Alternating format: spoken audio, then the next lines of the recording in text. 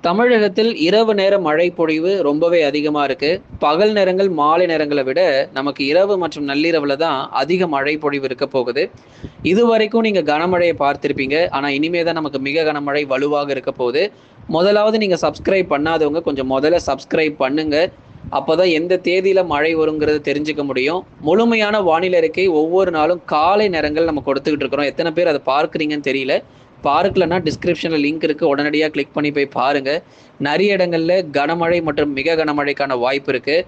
தமிழ்நாட்டுல இனி வரும் நாட்கள் சென்னை, திருவள்ளூர், காஞ்சிபுரம், செங்கல்பட்டில் கன முதல் மிக கனமழைக்கான வாய்ப்பும் அதிகமாக நம்ம எதிர்பார்க்கிறோம்.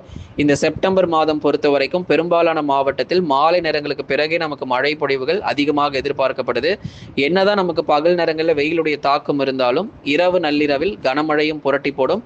சில இடங்கள்ல பலமான காற்றும் வீச வாய்ப்பு இருக்கு. குறிப்பா தென் மாவட்ட பகுதிகள், மேற்கு தொடர்ச்சியில உள் மாவட்டங்கள், கடலோர இடங்கள் என காற்றுடன் கூடிய கனமழை, இடி மின்னலும் கொஞ்சம் கடுமையாக இருக்கும். மழை பொழிவும் அதிகமாக இருக்கும் நண்பர்களே. சப்ஸ்கிரைப் பண்ணுங்க, லைக் பண்ணுங்க, நண்பர்கள், உறவினர்கள் தெரியப்படுத்த ஷேர் பண்ணுங்க. முழுமையான வானிலை அறிக்கையை கேட்டு பயன்பெறுங்க.